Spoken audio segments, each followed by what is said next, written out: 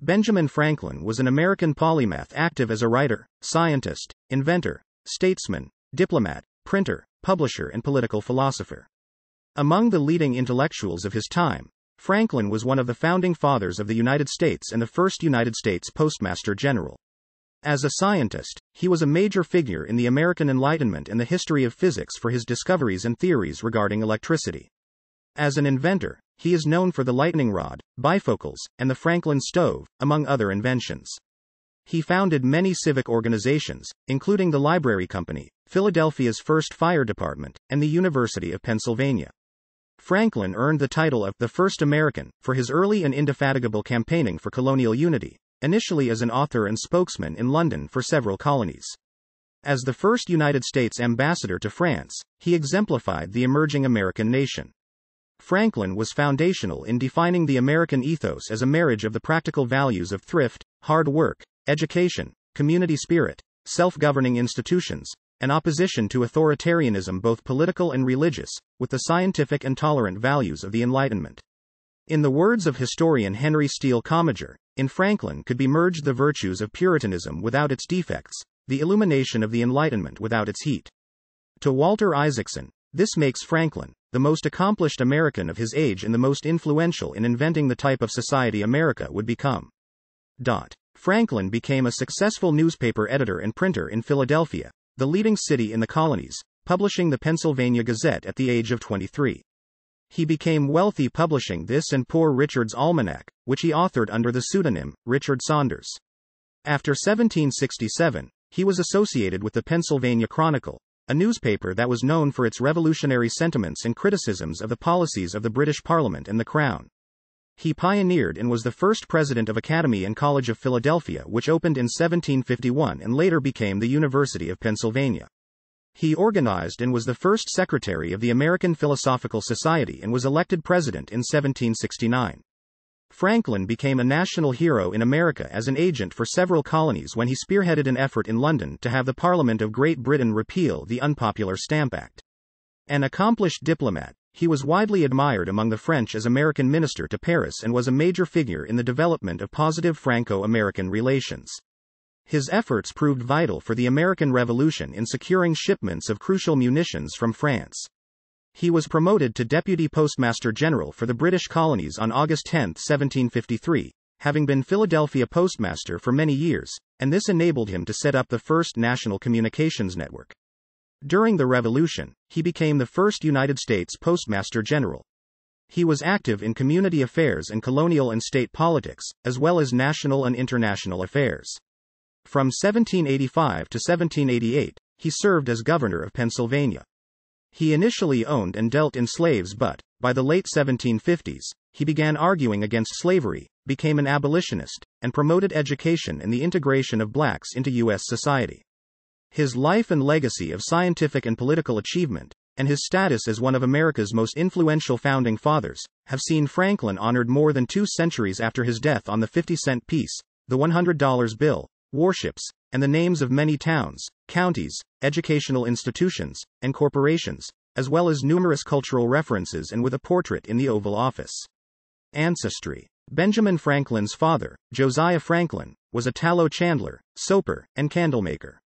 Josiah Franklin was born at Ecton, Northamptonshire, England on December 23, 1657, the son of blacksmith and farmer Thomas Franklin and Jane White.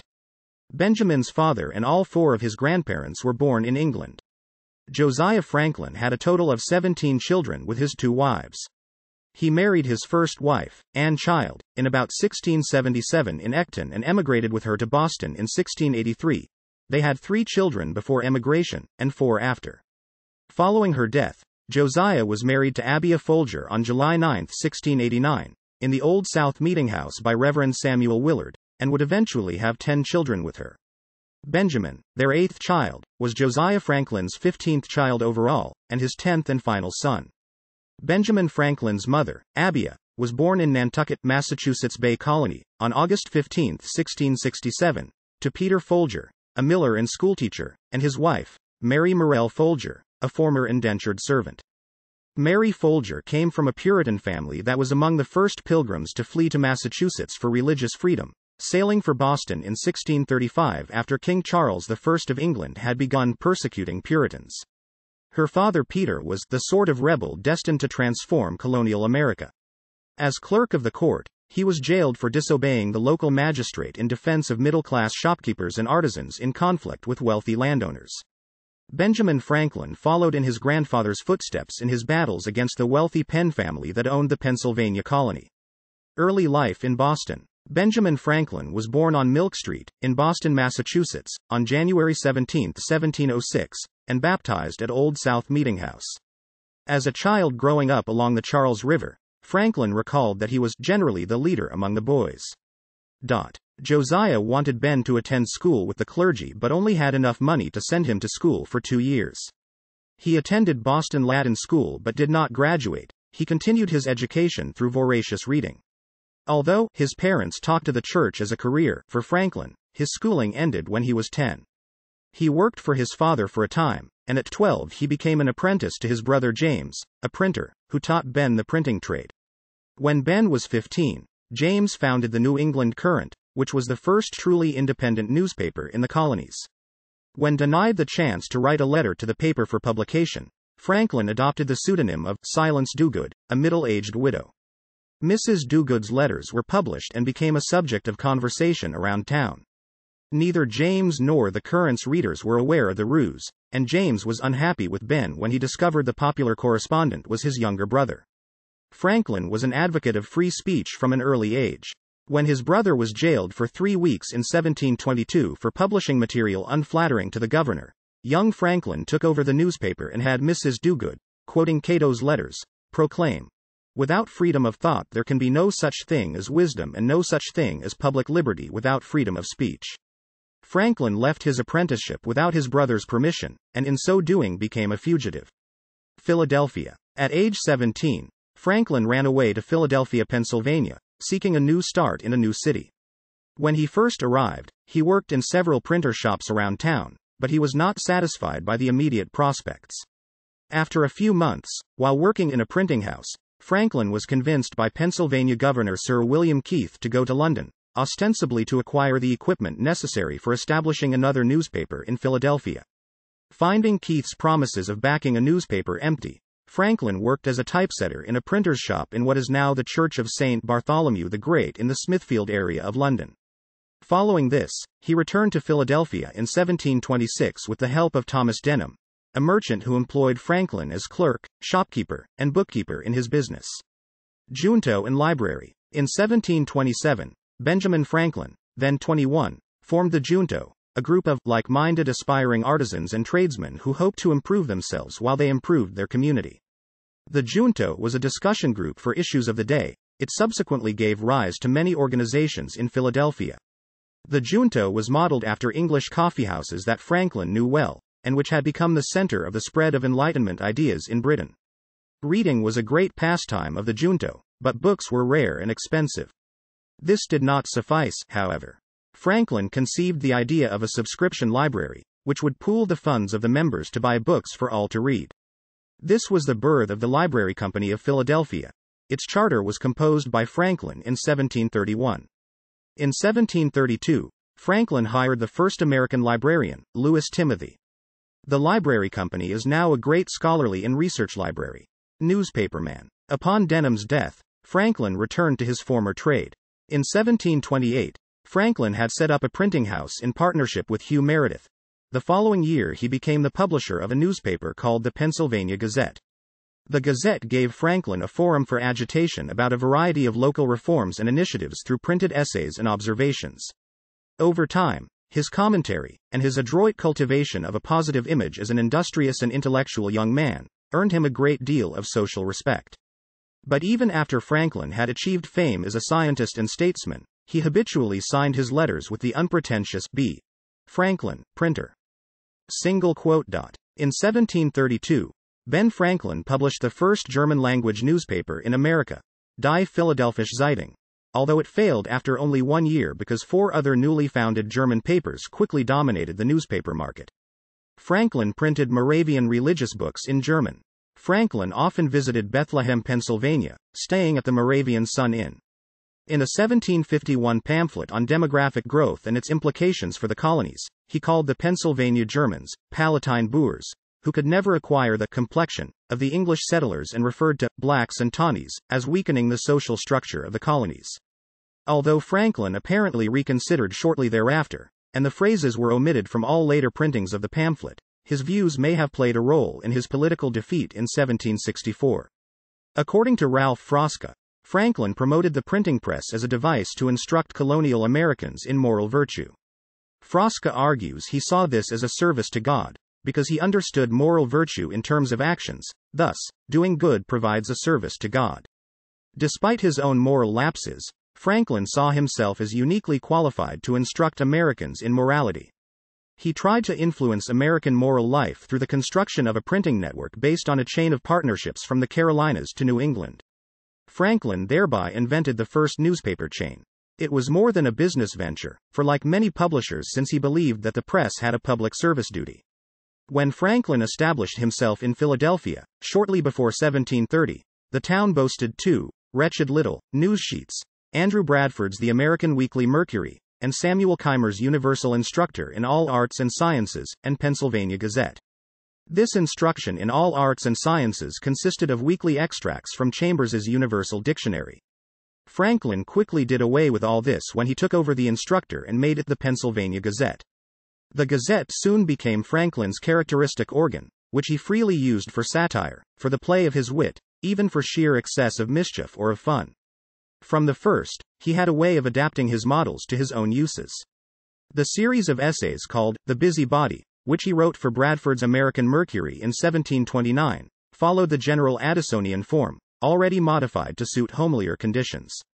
The thrifty Patience, in her busy little shop, complaining of the useless visitors who waste her valuable time, is related to the women who address Mr. Spectator. The busybody himself is a true censor morum, as Isaac Bickerstaff had been in the Tatler. And a number of the fictitious characters, Ridentius, Eugenius, Cato, and Critico, represent traditional 18th-century classicism. Even this Franklin could use for contemporary satire, since Critico, the sour philosopher, is evidently a portrait of Franklin's rival, Samuel Keimer. Franklin had mixed success in his plan to establish an intercolonial network of newspapers that would produce a profit for him and disseminate virtue. Over the years he sponsored 24 printers in Pennsylvania, South Carolina, New York, Connecticut, and even the Caribbean. By 1753, 8 of the 15 English-language newspapers in the colonies were published by Franklin or his partners. He began in Charleston, South Carolina, in 1731. After Franklin's second editor died, the widow Elizabeth Timothy took over and made it a success, 1738 to 1746. She was one of the colonial era's first woman printers. For 3 decades Franklin maintained a close business relationship with her and her son Peter Timothy, who took over the South Carolina Gazette in 1746. The Gazette was impartial in political debates, while creating the opportunity for public debate, which encouraged others to challenge authority. Editor Peter Timothy avoided blandness and crude bias, and after 1765 increasingly took a patriotic stand in the growing crisis with Great Britain. However, Franklin's Connecticut Gazette, 1755-68, proved unsuccessful. As the Revolution approached, political strife slowly tore his network apart. Freemasonry. In 1730 or 1731, Franklin was initiated into the local Masonic lodge. He became a Grand Master in 1734, indicating his rapid rise to prominence in Pennsylvania. The same year, he edited and published the first Masonic book in the Americas, a reprint of James Anderson's Constitutions of the Freemasons. He was the secretary of St. John's Lodge in Philadelphia from 1735 to 1738. Franklin remained a Freemason for the rest of his life. Common law marriage to Deborah Reed. At age 17 in 1723, Franklin proposed to 15-year-old Deborah Reed while a boarder in the Reed home. At that time, Reed's mother was wary of allowing her young daughter to marry Franklin, who was on his way to London at Governor Sir William Keith's request, and also because of his financial instability. Her own husband had recently died, and she declined Franklin's request to marry her daughter. While Franklin was in London, his trip was extended, and there were problems with Sir William's promises of support. Perhaps because of the circumstances of this delay, Deborah married a man named John Rogers. This proved to be a regrettable decision. Rogers shortly avoided his debts and prosecution by fleeing to Barbados with her dowry, leaving her behind. Rogers's fate was unknown, and because of bigamy laws, Deborah was not free to remarry. Franklin established a common law marriage with Deborah Reed on September 1, 1730. They took in Franklin's recently acknowledged young illegitimate son, William, and raised him in their household. They had 2 children together. Their son, Francis Folger Franklin, was born in October 1732 and died of smallpox in 1736. Their daughter, Sarah Sally Franklin, was born in 1743 and grew up to marry Richard Batch, have 7 children, and look after her father in his old age. Deborah's fear of the sea meant that she never accompanied Franklin on any of his extended trips to Europe, and another possible reason why they spent so much time apart is that he may have blamed her for possibly preventing their son Francis from being inoculated against the disease that subsequently killed him. Deborah wrote to him in November 1769 saying she was ill due to dissatisfied distress from his prolonged absence, but he did not return until his business was done. Deborah Reed Franklin died of a stroke on December 14, 1774. While Franklin was on an extended mission to Great Britain, he returned in 1775. William Franklin. In 1730, 24-year-old Franklin publicly acknowledged the existence of his son William, who was deemed illegitimate, as he was born out of wedlock, and raised him in his household. William was born February 22, 1730, and his mother's identity is still unknown. He was educated in Philadelphia, and beginning at about age 30, studied law in London in the early 1760s. He himself fathered an illegitimate son, William Temple Franklin, born on the same date, February 22, 1760. The boy's mother was never identified, and he was placed in foster care. In 1762, the elder William Franklin married Elizabeth Downs, daughter of a planter from Barbados, in London. After William passed the bar, his father helped him gain an appointment 1 year later in 1763 as the last royal governor of New Jersey. A loyalist to the king, William Franklin and his father Benjamin eventually broke relations over their differences about the American Revolutionary War, as Benjamin Franklin could never accept William's position. Deposed in 1776 by the revolutionary government of New Jersey, William, who was royal governor, was placed under house arrest at his home in Perth Amboy for 6 months. After the Declaration of Independence, William was formally taken into custody by order of the Provincial Congress of New Jersey, an entity which he refused to recognize, regarding it as an illegal assembly. He was incarcerated in Connecticut for 2 years, in Wallingford and Middletown, and after being caught surreptitiously engaging Americans into supporting the Loyalist cause, was held in solitary confinement at Litchfield for 8 months. When finally released in a prisoner exchange in 1778, he moved to New York City, which was still occupied by the British at the time. While in New York City, he became leader of the Board of Associated Loyalists, a quasi-military organization chartered by King George III and headquartered in New York City. They initiated guerrilla forays into New Jersey, southern Connecticut, and New York counties north of the city. When British troops evacuated from New York, William Franklin left with them and sailed to England. He settled in London, never to return to North America. In the preliminary peace talks in 1782 with Britain, Benjamin Franklin insisted that Loyalists who had borne arms against the United States would be excluded from this plea, that they be given a general pardon. He was undoubtedly thinking of William Franklin. Success as an author. In 1733, Franklin began to publish the noted Poor Richard's Almanac, with content both original and borrowed, under the pseudonym Richard Saunders, on which much of his popular reputation is based. Franklin frequently wrote under pseudonyms. Although it was no secret that Franklin was the author, his Richard Saunders character repeatedly denied it. Poor Richard's proverbs, adages from this almanac, such as, "A penny saved as tuppence dear," often misquoted as, "A penny saved as a penny earned," and, "Fish and visitors stink in 3 days," remain common quotations in the modern world. Wisdom in folk society meant the ability to provide an apt adage for any occasion, and Franklin's readers became well prepared. He sold about 10,000 copies per year. It became an institution. In 1741, Franklin began publishing the General Magazine and Historical Chronicle for all the British plantations in America, the first such monthly magazine of this type published in America. In 1758, the year he ceased writing for the Almanac, he printed Father Abraham's Sermon, also known as The Way to Wealth. Franklin's autobiography, begun in 1771 but published after his death, has become one of the classics of the genre. Daylight saving time is often erroneously attributed to a 1784 satire that Franklin published anonymously. Modern DST was first proposed by George Vernon Hudson in 1895. Inventions and scientific inquiries. Franklin was a prodigious inventor. Among his many creations were the lightning rod, glass harmonica, a glass instrument, not to be confused with the metal harmonica, Franklin stove, bifocal glasses, and the flexible urinary catheter. Franklin never patented his inventions.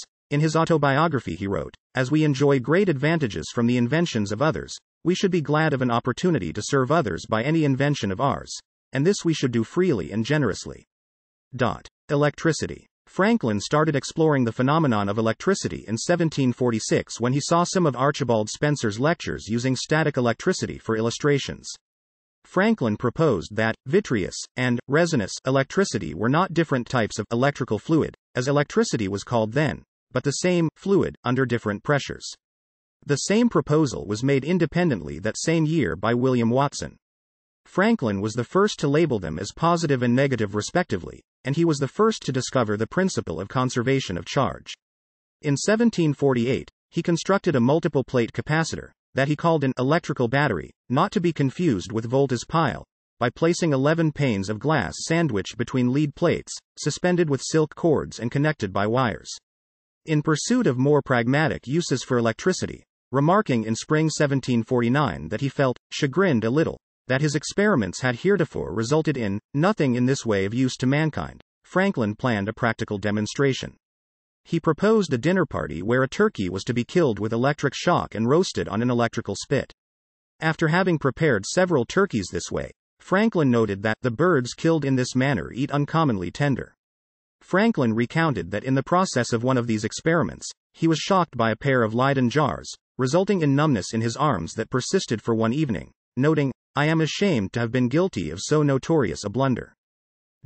In recognition of his work with electricity, Franklin received the Royal Society's Copley Medal in 1753, and in 1756, he became one of the few 18th-century Americans elected as a Fellow of the Society. He received honorary degrees from Harvard and Yale universities, his first. The CGS unit of electric charge has been named after him. 1 Franklin is equal to 1 stat coulomb. Franklin advised Harvard University in its acquisition of new electrical laboratory apparatus after the complete loss of its original collection, in a fire that destroyed the original Harvard Hall in 1764. The collection he assembled would later become part of the Harvard Collection of Historical Scientific Instruments, now on public display in its Science Center. Franklin briefly investigated electrotherapy, including the use of the electric bath. This work led to the field becoming widely known. Kite experiment and lightning rod. Franklin published a proposal for an experiment to prove that lightning is electricity by flying a kite in a storm that appeared capable of becoming a lightning storm. On May 10, 1752, Thomas François Dalibard of France conducted Franklin's experiment using a 40-foot tall, 12 meters, iron rod instead of a kite, and he extracted electrical sparks from a cloud. On June 15, 1752, Franklin may possibly have conducted his well-known kite experiment in Philadelphia, successfully extracting sparks from a cloud. Franklin described the experiment in the Pennsylvania Gazette on October 19, 1752, without mentioning that he himself had performed it. This account was read to the Royal Society on December 21 and printed as such in the Philosophical Transactions. Joseph Priestley published an account with additional details in his 1767 History and Present Status of Electricity. Franklin was careful to stand on an insulator, keeping dry under a roof to avoid the danger of electric shock. Others, such as Professor Georg Wilhelm Richmann in Russia, were indeed electrocuted in performing lightning experiments during the months immediately following Franklin's experiment. In his writings, Franklin indicates that he was aware of the dangers and offered alternative ways to demonstrate that lightning was electrical, as shown by his use of the concept of electrical ground. Franklin did not perform this experiment in the way that is often pictured in popular literature, flying the kite and waiting to be struck by lightning, as it would have been dangerous. Instead, he used the kite to collect some electric charge from a storm cloud, showing that lightning was electrical. Franklin's electrical experiments led to his invention of the lightning rod. He said that conductors with a sharp rather than a smooth point could discharge silently, and at a far greater distance. He surmised that this could help protect buildings from lightning by attaching upright rods of iron, made sharp as a needle and gilt to prevent rusting, and from the foot of those rods a wire down the outside of the building into the ground. Would not these pointed rods probably draw the electrical fire silently out of a cloud before it came nigh enough to strike, and thereby secure us from that most sudden and terrible mischief? Following a series of experiments on Franklin's own house, lightning rods were installed on the Academy of Philadelphia, later the University of Pennsylvania, and the Pennsylvania State House, later Independence Hall, in 1752. Population studies. Franklin had a major influence on the emerging science of demography, or population studies. In the 1730s and 1740s, Franklin began taking notes on population growth, finding that the American population had the fastest growth rate on Earth. Emphasizing that population growth depended on food supplies, Franklin emphasized the abundance of food and available farmland in America. He calculated that America's population was doubling every 20 years and would surpass that of England in a century. In 1751, he drafted observations concerning the increase of mankind, peopling of countries, etc. 4 years later, it was anonymously printed in Boston, and it was quickly reproduced in Britain, where it influenced the economist Adam Smith and later the demographer Thomas Malthus, who credited Franklin for discovering a rule of population growth. Franklin's predictions how British mercantilism was unsustainable alarmed British leaders who did not want to be surpassed by the colonies, so they became more willing to impose restrictions on the colonial economy. Common and Drake say Franklin's observations concerning the increase of mankind stands alongside Ezra Stiles' Discourse on Christian Union, as the leading works of 18th-century Anglo-American demography. Drake credits Franklin's wide readership and prophetic insight. Franklin was also a pioneer in the study of slave demography, as shown in his 1755 essay. Benjamin Franklin, in his capacity as a farmer, wrote at least one critique about the negative consequences of price controls, trade restrictions, and subsidy of the poor. This is succinctly preserved in his letter to the London Chronicle published November 29, 1766, titled, On the Price of Corn, and Management of the Poor. Atlantic Ocean Currents. As deputy postmaster, Franklin became interested in the North Atlantic Ocean circulation patterns. While in England in 1768, he heard a complaint from the Colonial Board of Customs. Why did it take British packet ships carrying mail several weeks longer to reach New York than it took an average merchant ship to reach Newport, Rhode Island? The merchantmen had a longer and more complex voyage because they left from London, while the packets left from Falmouth in Cornwall. Franklin put the question to his cousin Timothy Folger, a Nantucket whaler captain, who told him that merchant ships routinely avoided a strong eastbound mid-ocean current. The mail packet captains sailed dead into it, thus fighting an adverse current of 3 miles per hour, 5 kilometers per hour. Franklin worked with Folger and other experienced ship captains, learning enough to chart the current and name it the Gulf Stream, by which it is still known today. Franklin published his Gulf Stream chart in 1770 in England, where it was completely ignored. Subsequent versions were printed in France in 1778 and the US in 1786. The British edition of the chart, which was the original, was so thoroughly ignored that everyone assumed it was lost forever until Phil Richardson, a Woods Hole oceanographer and Gulf Stream expert, discovered it in the Bibliothèque Nationale in Paris in 1980. This find received front-page coverage in the New York Times. It took many years for British sea captains to adopt Franklin's advice on navigating the current. Once they did, they were able to trim 2 weeks from their sailing time. Wave theory of light. Franklin was, along with his contemporary Leonhard Euler, the only major scientist who supported Christiaan Huygens' wave theory of light, which was basically ignored by the rest of the scientific community. In the 18th century, Newton's corpuscular theory was held to be true. Only after Young's well-known slit experiment in 1803 were most scientists persuaded to believe Huygens' theory. Meteorology. On October 21, 1743, according to the popular myth, a storm moving from the southwest denied Franklin the opportunity of witnessing a lunar eclipse.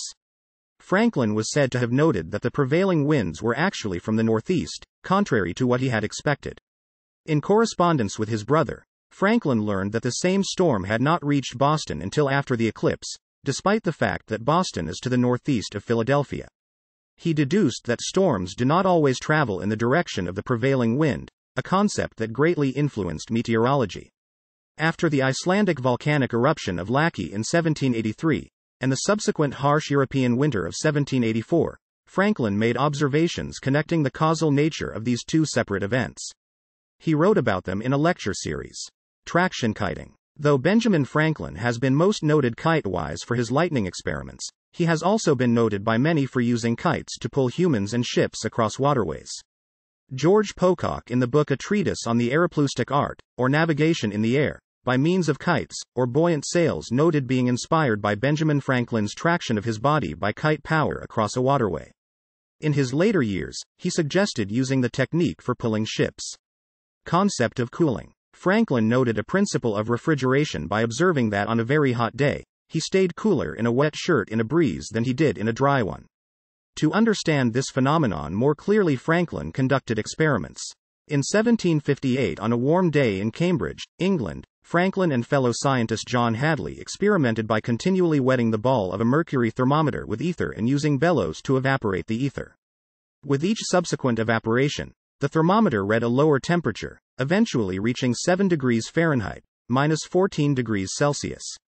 Another thermometer showed that the room temperature was constant at 65 degrees Fahrenheit, 18 degrees Celsius. In his letter Cooling by Evaporation, Franklin noted that, one may see the possibility of freezing a man to death on a warm summer's day. Temperature's effect on electrical conductivity.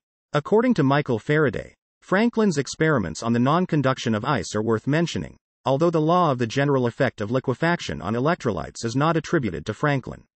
However, as reported in 1836 by Professor A. D. Batch of the University of Pennsylvania, the law of the effect of heat on the conduction of bodies otherwise non-conductors, for example, glass, could be attributed to Franklin. Franklin writes, "A certain quantity of heat will make some bodies good conductors, that will not otherwise conduct."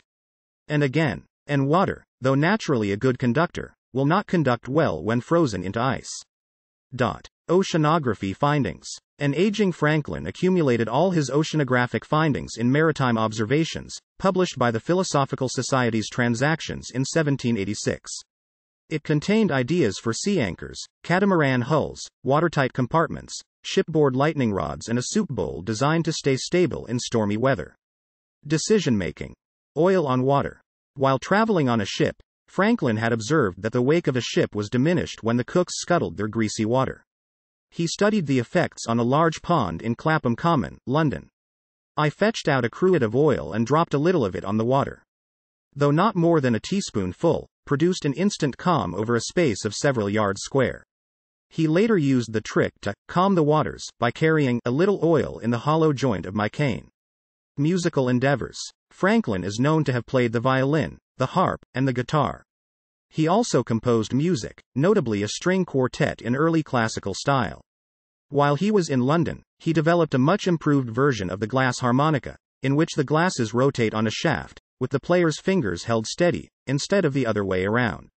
He worked with the London glassblower Charles James to create it, and instruments based on his mechanical version soon found their way to other parts of Europe. Joseph Haydn, a fan of Franklin's enlightened ideas, had a glass harmonica in his instrument collection. Mozart composed for Franklin's glass harmonica, as did Beethoven. Gaetano Donizetti used the instrument in the accompaniment to Amelia's aria, Parce mi dica ancora, in the tragic opera Il Castello di Kenilworth, as did Camille Saint-Saëns in his 1886 The Carnival of the Animals. Richard Strauss calls for the glass harmonica in his 1917 Die Frau ohne Schatten, and numerous other composers used Franklin's instrument as well. Chess. Franklin was an avid chess player. He was playing chess by around 1733, making him the first chess player known by name in the American colonies.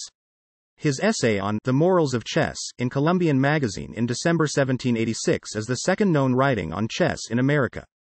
This essay in praise of chess and prescribing a code of behavior for the game has been widely reprinted and translated.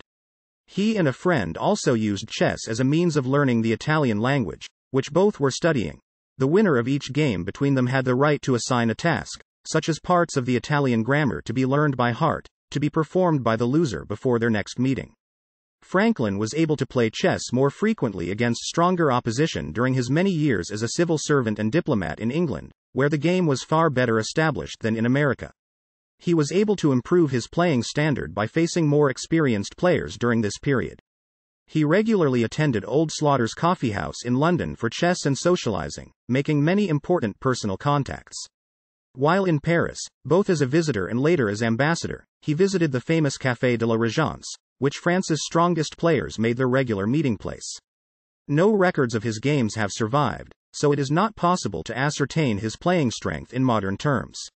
Franklin was inducted into the U.S. Chess Hall of Fame in 1999.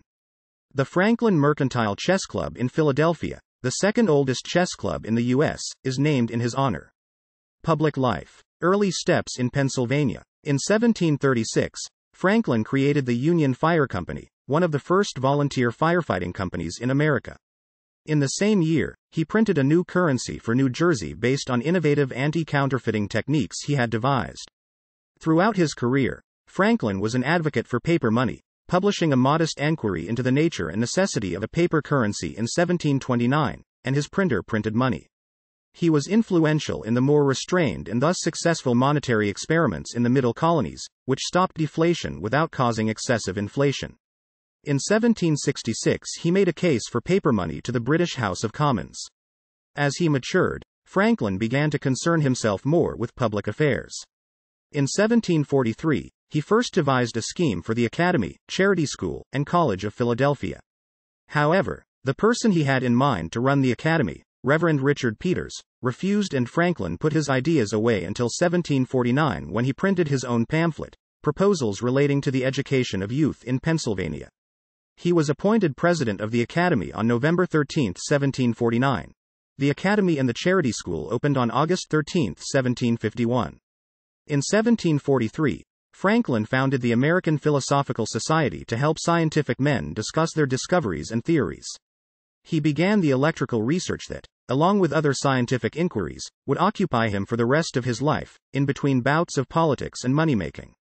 During King George's War, 1744 to 1748, Franklin raised a militia called the Association for General Defense, because the legislators of the city decided to take no action to defend Philadelphia, either by erecting fortifications or building ships of war. He raised money to create earthwork defenses and buy artillery. The largest of these was the Association Battery, or Grand Battery, of 50 guns. In 1747, Franklin, already a very wealthy man, retired from printing and went into other businesses. He created a partnership with his foreman, David Hall, which provided Franklin with half of the shop's profits for 18 years. This lucrative business arrangement provided leisure time for study, and in a few years he had made discoveries that gave him a reputation with educated persons throughout Europe and especially in France. Franklin became involved in Philadelphia politics and rapidly progressed. In October 1748, he was selected as a councilman. In June 1749 he became a justice of the peace for Philadelphia, and in 1751 he was elected to the Pennsylvania Assembly. On August 10, 1753, Franklin was appointed Deputy Postmaster General of British North America, see below. His most notable service in domestic politics was his reform of the postal system, with mail sent out every week.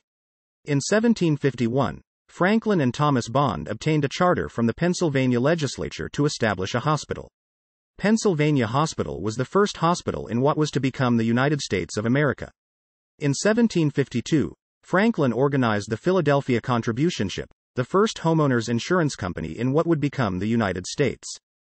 Between 1750 and 1753, the educational triumvirate of Benjamin Franklin, the American Samuel Johnson of Stratford, Connecticut, and the immigrant Scottish schoolteacher William Smith built on Franklin's initial scheme and created what Bishop James Madison, president of the College of William and Mary, called it New Model, Plan or Style of American College.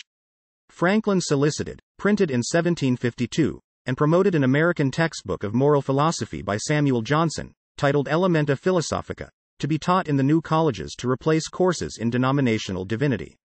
In June 1753, Johnson, Franklin, and Smith met in Stratford. They decided the new model college would focus on the professions, with classes taught in English instead of Latin, have subject matter experts as professors instead of one tutor leading a class for 4 years, and there would be no religious test for admission. Johnson went on to found King's College, now Columbia University, in New York City in 1754, while Franklin hired Smith as provost of the College of Philadelphia, which opened in 1755. At its first commencement, on May 17, 1757, 7 men graduated, 6 with a Bachelor of Arts and 1 as Master of Arts. It was later merged with the University of the State of Pennsylvania to become the University of Pennsylvania. The college was to become influential in guiding the founding documents of the United States. In the Continental Congress, for example, over one-third of the college-affiliated men who contributed the Declaration of Independence between September 4, 1774, and July 4, 1776, was affiliated with the college. In 1753, both Harvard and Yale awarded him honorary Master of Arts degrees. In 1754, he headed the Pennsylvania delegation to the Albany Congress. This meeting of several colonies had been requested by the Board of Trade in England to improve relations with the Indians and defense against the French. Franklin proposed a broad plan of union for the colonies. While the plan was not adopted, elements of it found their way into the Articles of Confederation and the Constitution. In 1756, Franklin received an honorary Master of Arts degree from the College of William and Mary. Later in 1756, Franklin organized the Pennsylvania Militia, Associated Regiment of Philadelphia, under heading of Pennsylvania's 103rd Artillery and 111th Infantry Regiment at Continental Army. He used Tun Tavern as a gathering place to recruit a regiment of soldiers to go into battle against the Native American uprisings that beset the American colonies. Reportedly, Franklin was elected colonel of the Associated Regiment but declined the honor. Decades in London. From the mid-1750s to the mid-1770s, Franklin spent much of his time in London. Officially, he was there on a political mission, but he used his time to further his scientific explorations as well, meeting many notable people. Political work in London. In 1757, he was sent to England by the Pennsylvania Assembly as a colonial agent to protest against the political influence of the Penn family, the proprietors of the colony. He remained there for 5 years, striving to end the proprietors' prerogative to overturn legislation from the elected assembly, and their exemption from paying taxes on their land. His lack of influential allies in Whitehall led to the failure of this mission.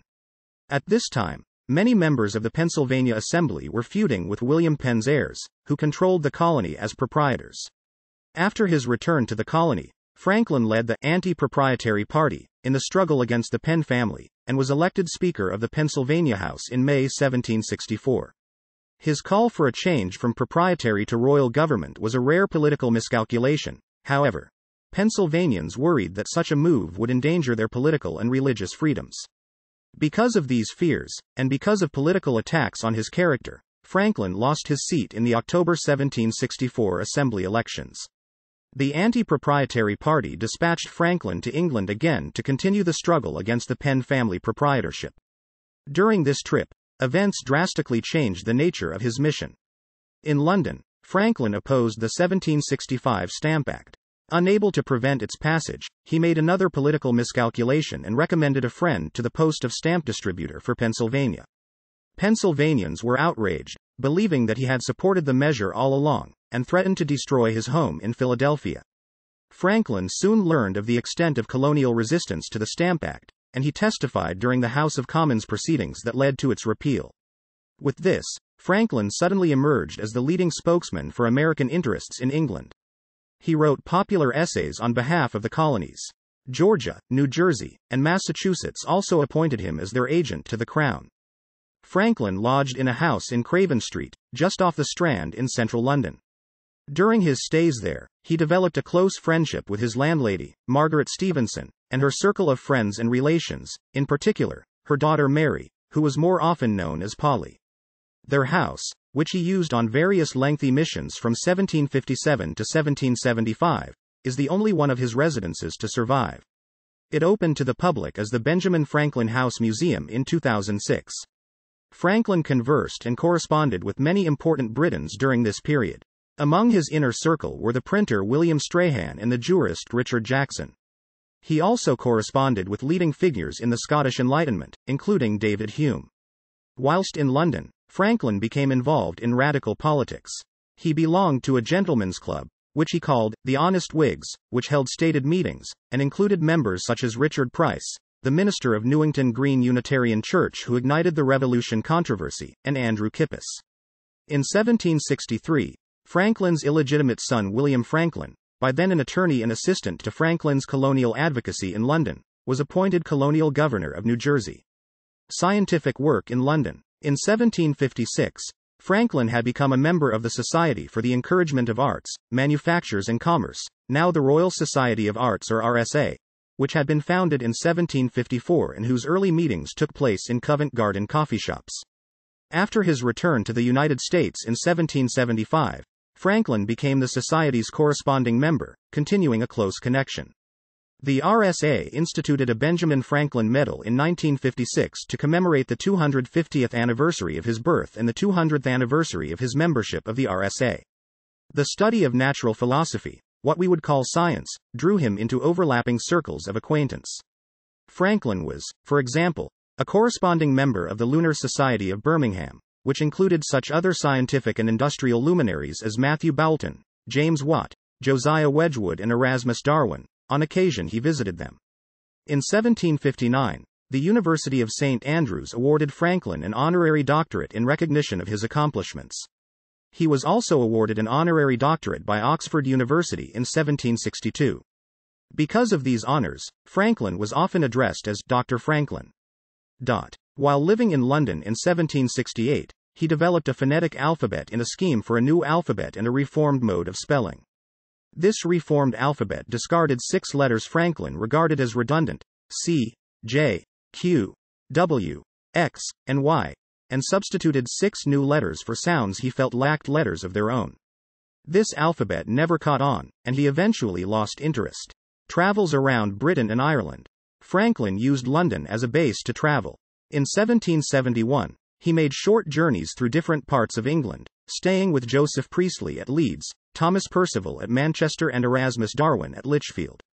In Scotland, he spent 5 days with Lord Kames near Stirling and stayed for 3 weeks with David Hume in Edinburgh. In 1759, he visited Edinburgh with his son, and later reported that he considered his 6 weeks in Scotland, 6 weeks of the densest happiness I have met with in any part of my life. In February 1759, the University of St. Andrews awarded him an honorary Doctor of Laws degree. From then he was known as Dr. Franklin. In October of the same year he was granted freedom of the Borough of St. Andrews. He had never been to Ireland before, and met and stayed with Lord Hillsborough, who he believed was especially attentive. Franklin noted of him that, all the plausible behavior I have described is meant only, by patting and stroking the horse, to make him more patient, while the reins are drawn tighter, and the spurs set deeper into his sides. In Dublin, Franklin was invited to sit with the members of the Irish Parliament rather than in the gallery. He was the first American to receive this honor. While touring Ireland, he was deeply moved by the level of poverty he witnessed. The economy of the Kingdom of Ireland was affected by the same trade regulations and laws that governed the 13 colonies. Franklin feared that the American colonies could eventually come to the same level of poverty if the regulations and laws continued to apply to them. Visits to Europe. Franklin spent 2 months in German lands in 1766, but his connections to the country stretched across a lifetime. He declared a debt of gratitude to German scientist Otto von Guericke for his early studies of electricity.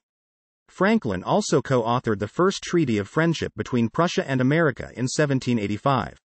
In September 1767, Franklin visited Paris with his usual traveling partner, Sir John Pringle, 1st Baronet. News of his electrical discoveries was widespread in France. His reputation meant that he was introduced to many influential scientists and politicians, and also to King Louis XV. Defending the American cause. One line of argument in Parliament was that Americans should pay a share of the costs of the French and Indian War, and that therefore taxes should be levied on them. Franklin became the American spokesman in highly publicized testimony in Parliament in 1766. He stated that Americans already contributed heavily to the defense of the empire. He said local governments had raised, outfitted and paid 25,000 soldiers to fight France, as many as Britain itself sent, and spent many millions from American treasuries doing so in the French and Indian War alone. In 1773, Franklin published 2 of his most celebrated pro-American satirical essays, Rules by Which a Great Empire May be Reduced to a Small One, and An Edict by the King of Prussia.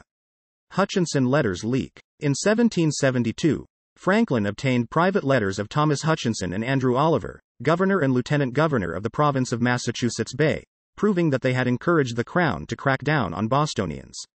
Franklin sent them to America, where they escalated the tensions.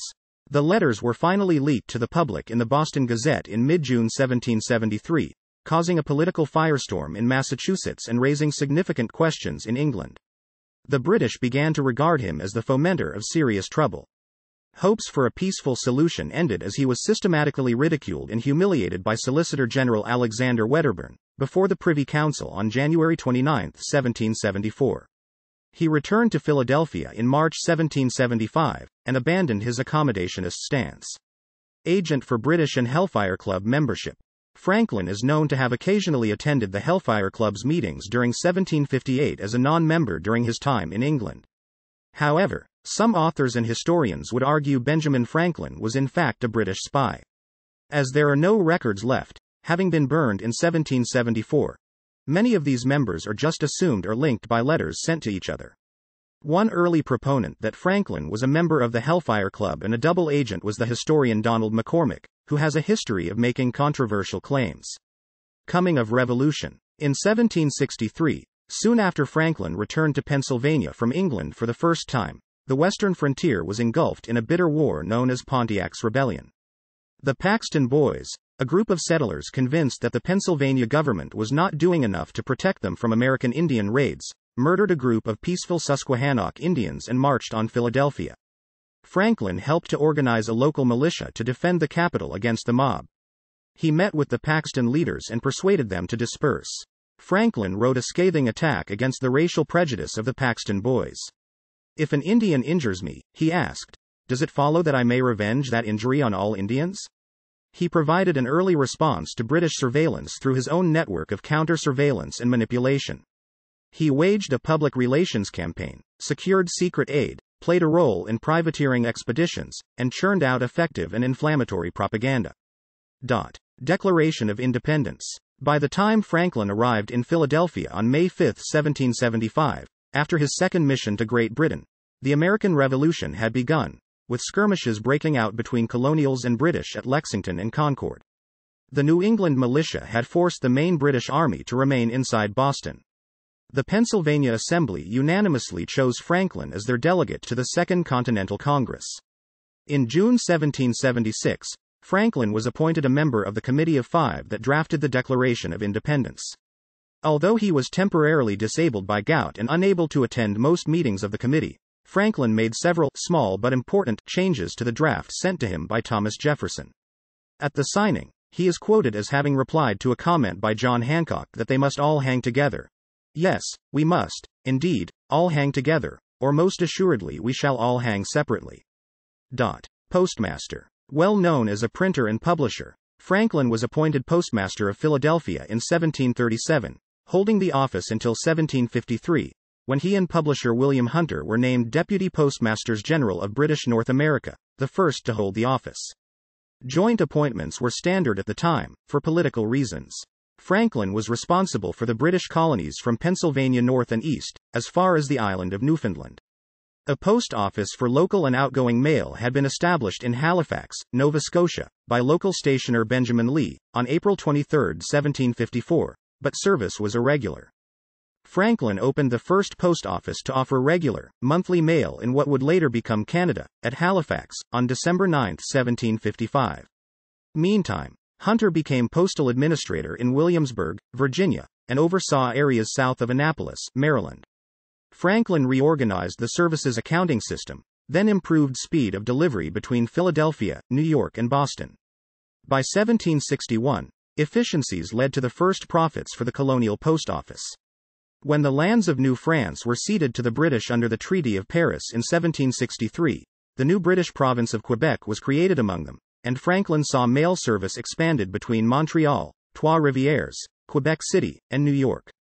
For the greater part of his appointment, Franklin lived in England, from 1757 to 1762, and again from 1764 to 1774, about 3/4 of his term.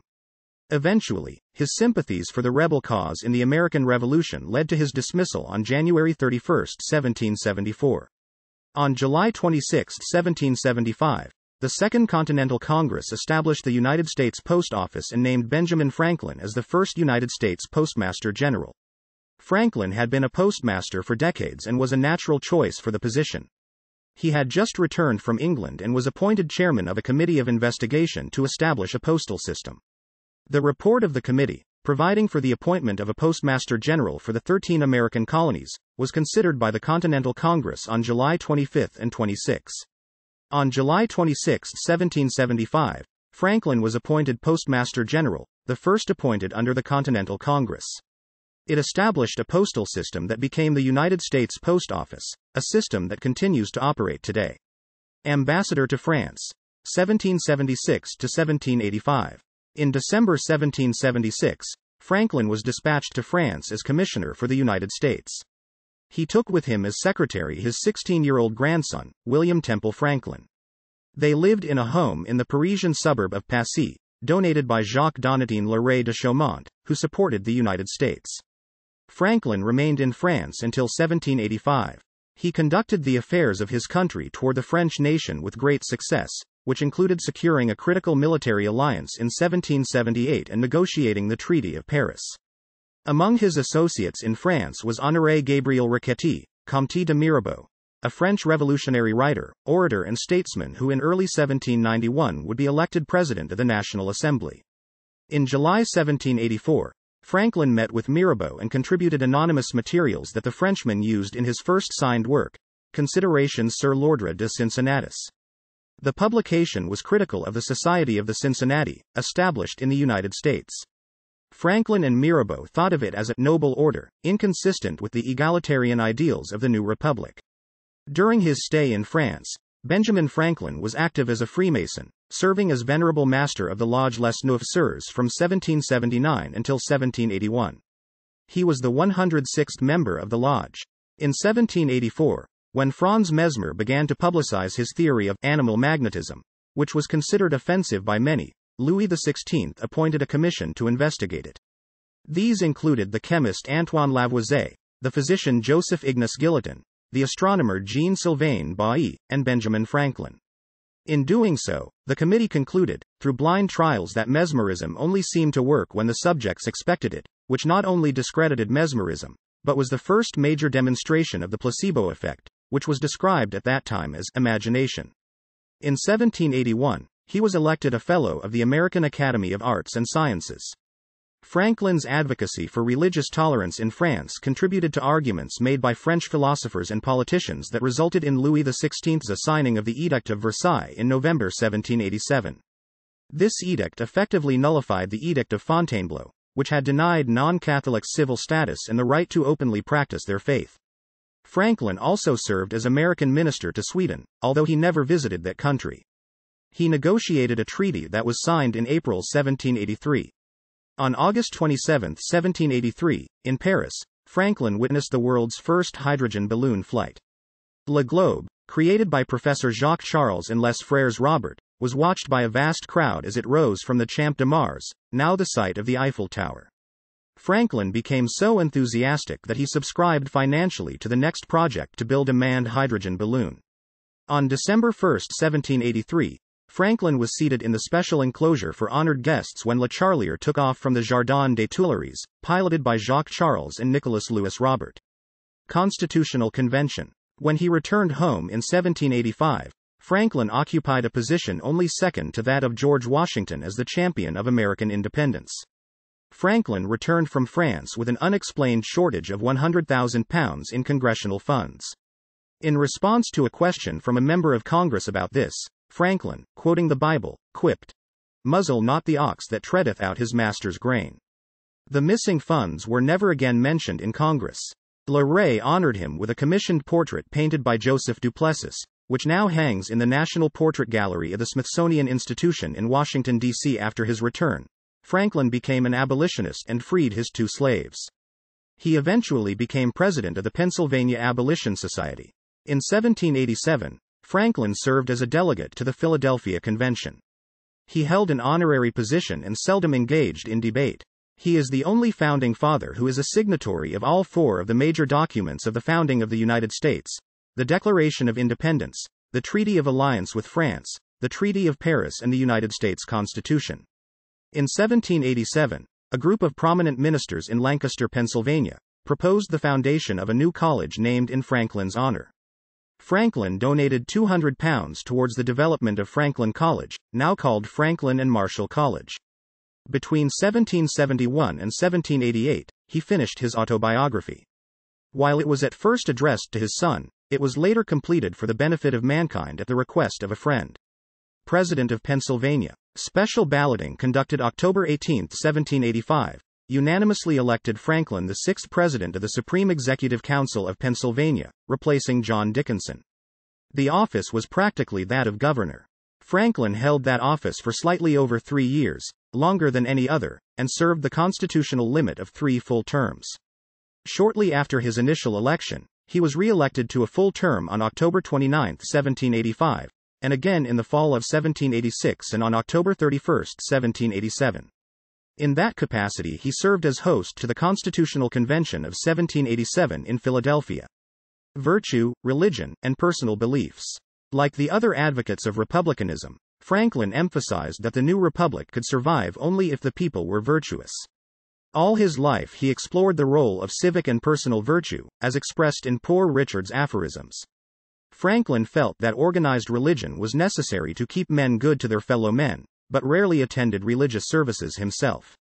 When Franklin met Voltaire in Paris and asked his fellow member of the Enlightenment vanguard to bless his grandson, Voltaire said in English, "God and liberty," and added, "This is the only appropriate benediction for the grandson of Monsieur Franklin."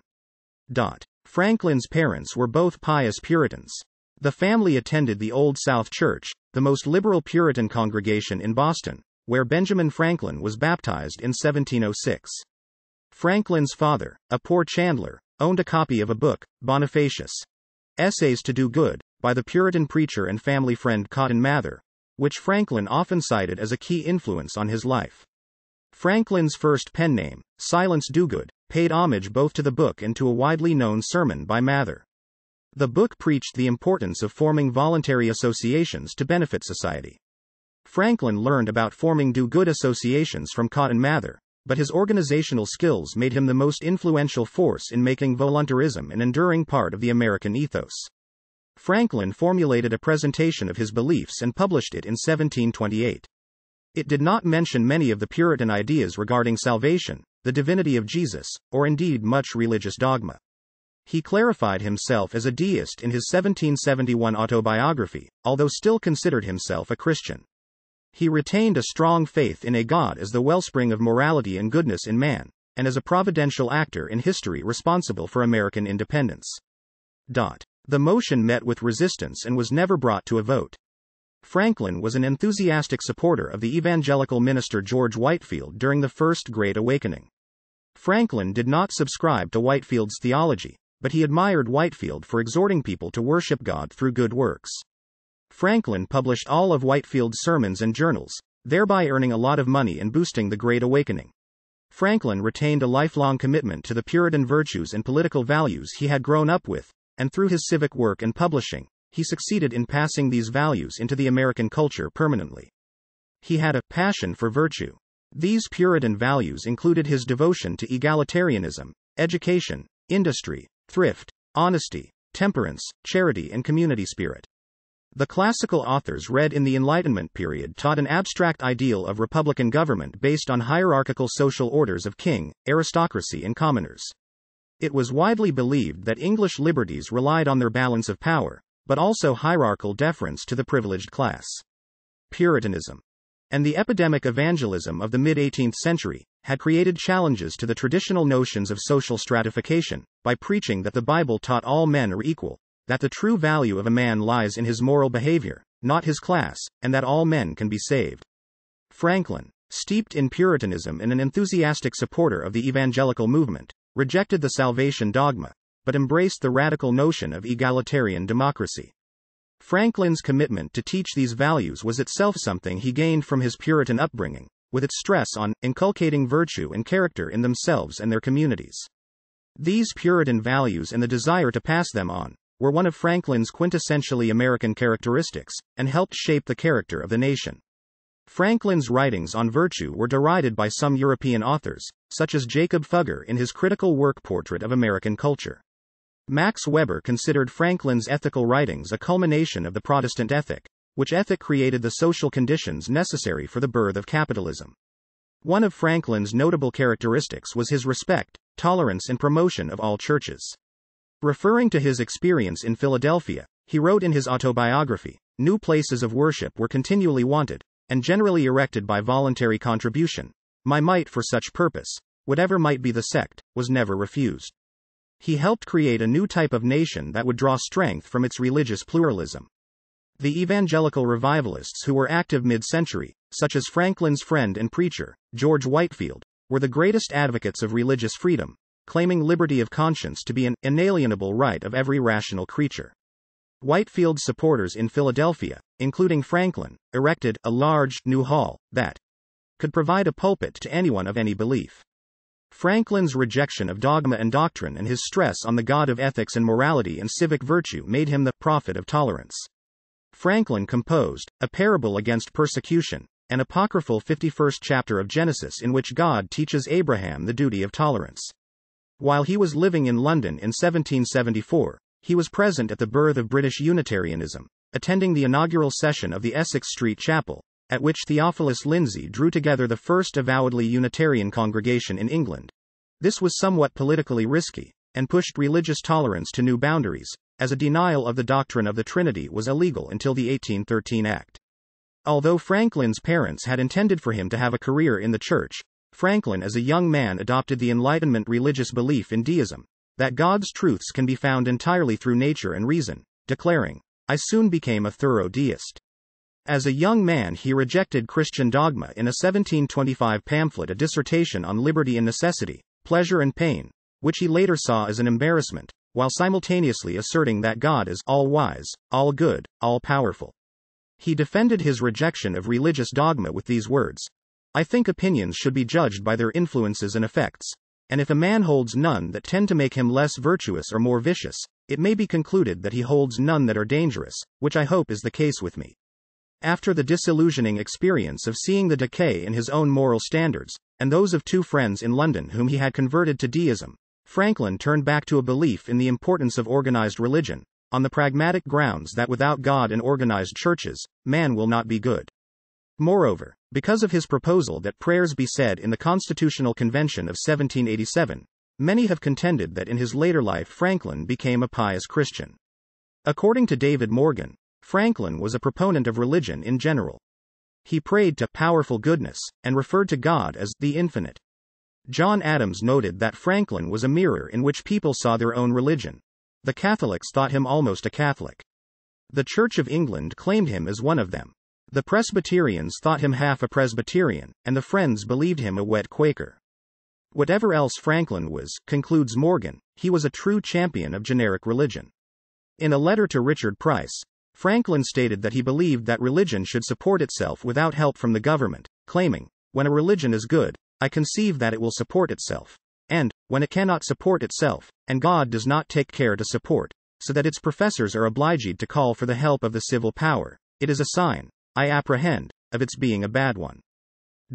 On July 4, 1776, Congress appointed a three-member committee composed of Franklin, Thomas Jefferson, and John Adams to design the Great Seal of the United States. Franklin's proposal, which was not adopted, featured the motto, "Rebellion to tyrants is obedience to God," and a scene from the Book of Exodus, with Moses, the Israelites, the pillar of fire, and George III depicted as Pharaoh.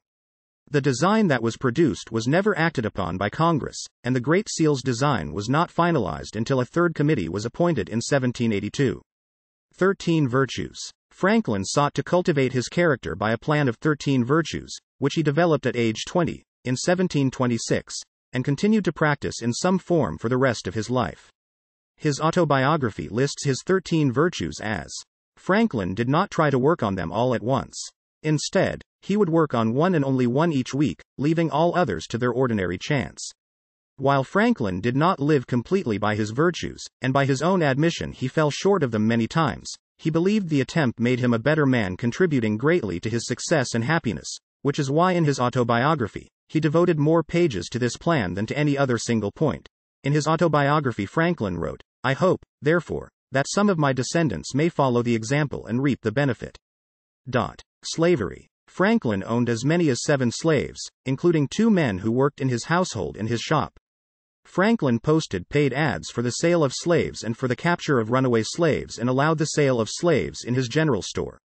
Franklin profited from both the international and domestic slave trade, even criticizing slaves who had run away from their masters to join the British Army during the various wars the 13 colonies were involved in during the 1740s and 1750s. Franklin, however, later became an outspoken critic of slavery as practiced by the American upper class. In 1758, Franklin advocated the opening of a school for the education of black slaves in Philadelphia. Franklin took 2 slaves to England with him, Peter and King. King escaped with a woman to live in the outskirts of London, and by 1758 he was working for a household in Suffolk. After returning from England in 1762, Franklin became notably more abolitionist in nature, attacking American slavery. Franklin, however, refused to publicly debate the issue of slavery at the 1787 Constitutional Convention.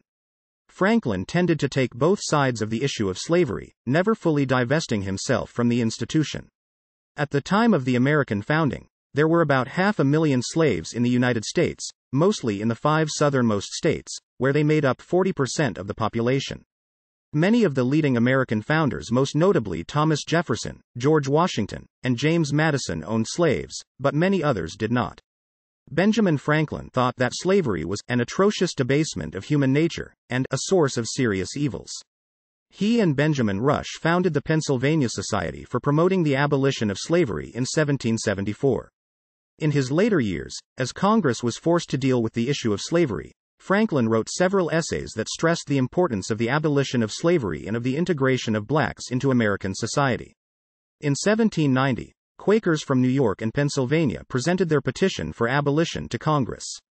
Their argument against slavery was backed by the Pennsylvania Abolitionist Society and its president, Benjamin Franklin.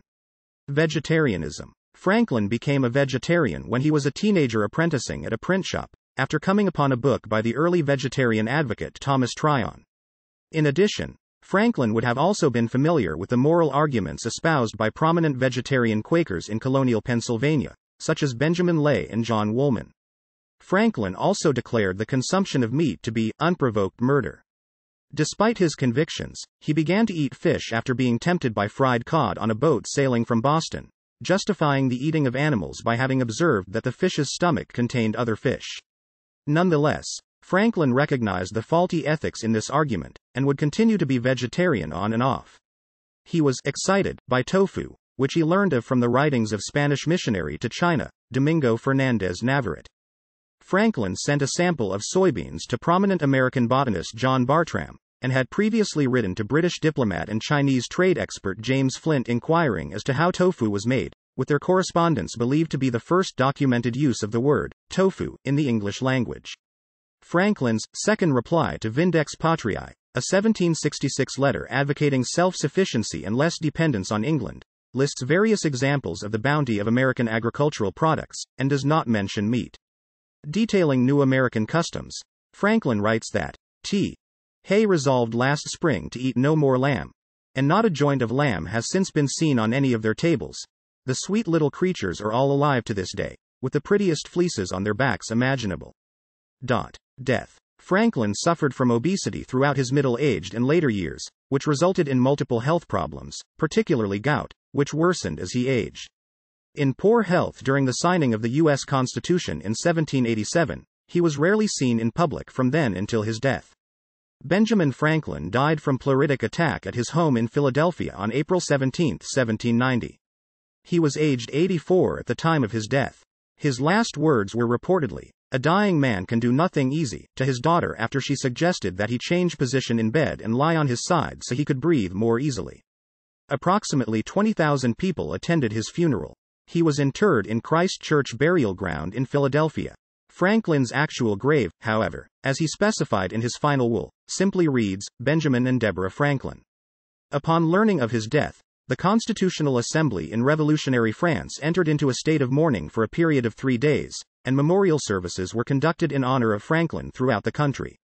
Legacy. A signer of the Declaration of Independence, the Treaty of Paris, the Constitution, and the only person to sign all 3 documents, Franklin is considered one of the founding fathers of the United States.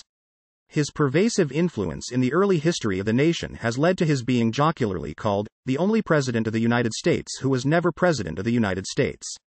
Franklin's likeness is ubiquitous. Since 1928, It has adorned American $100 bills, which are sometimes referred to in slang as Benjamins or Franklins. From 1948 to 1963, Franklin's portrait was on the half dollar. He has appeared on a $50 bill and on several varieties of the $100 bill from 1914 and 1918. Franklin also appears on the $1,000 series EE savings bond. On April 12, 1976, as part of a bicentennial celebration, Congress dedicated a 20-foot, 6 meters marble statue in Philadelphia's Franklin Institute as the Benjamin Franklin National Memorial. Many of Franklin's personal possessions are also on display at the Institute, one of the few national memorials located on private property. In London, his house at 36 Craven Street, which is the only surviving former residence of Benjamin Franklin, was first marked with a blue plaque and has since been opened to the public as the Benjamin Franklin House. In 1998, workmen restoring the building dug up the remains of 6 children and 4 adults hidden below the home. The Friends of Benjamin Franklin House, the organization responsible for the restoration, note that the bones were likely placed there by William Hewson, who lived in the house for 2 years and who had built a small anatomy school at the back of the house. They note that while Franklin likely knew what Hewson was doing, he probably did not participate in any dissections because he was much more of a physicist than a medical man.